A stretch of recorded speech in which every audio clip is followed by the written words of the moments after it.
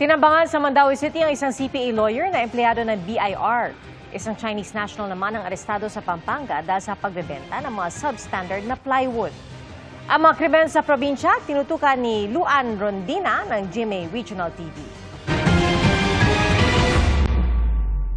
Walang habas na pinagbabaril. Nang riding in tandem na yan ang itim na sasakyan sa Mandaue City, Cebu. Muntik pang matumba ang motorsiklo habang tumatakas. Ayon sa pulisya, lulan ng tinambangang sasakyan ang 54 na taong gulang na lalaking CPA lawyer at examiner sa BIR na noon ay papunta sana sa trabaho. Walay threat nga na-receive ang family but we do not know na mismo sa ato ang victim.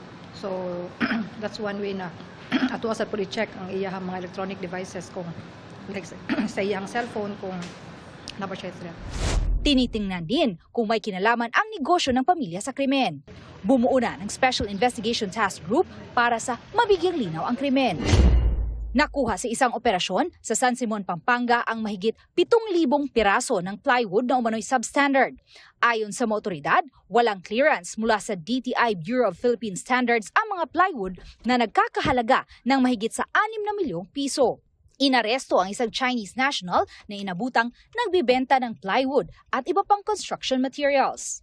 Nadiskubre rin sa lugar ang isang improvised hotgun o sumpak at 4 na slugs ng 12-gauge ammunition.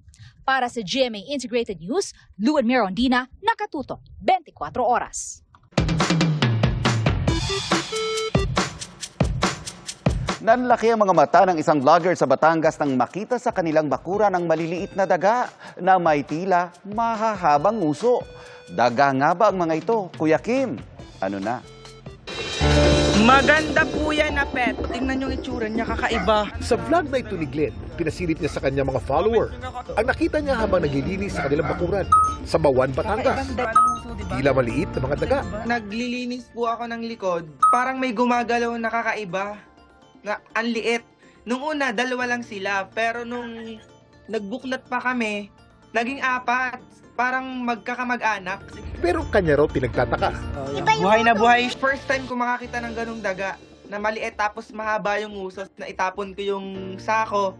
Kasi nagulat nga po ako at baka kasi mangagat or may poison yung dagang yun. And after ng paghuli, pinakalban din po namin. Baka kasi po endangered. Mukha magdaga ang mga nahuli ni Glenn. Pero ibang grupo ng maamala mga ito. Sila ay mga shrew. Yung mga shrew, mas maliit sila kaysa sa karamihan sa mga nakikita natin na daga. Mas elongated yung nguso. Pahaba yung nguso nila, maliliit sila. Tapos a lot of them ay maikli yung mga buntot. At ang mga shrew sa video, isa raw Asian house shrew o Suncus murinus. Hindi sila native na species dito sa Pilipinas, so introduced sila. Ang Asian house shrew ay nagmula sa mga bansa sa South Asia, gaya ng India, Sri Lanka, Nepal at Bangladesh. Very common kasi itong Asian house shrew sa mga malapit sa mga bahay, sa mga agricultural areas.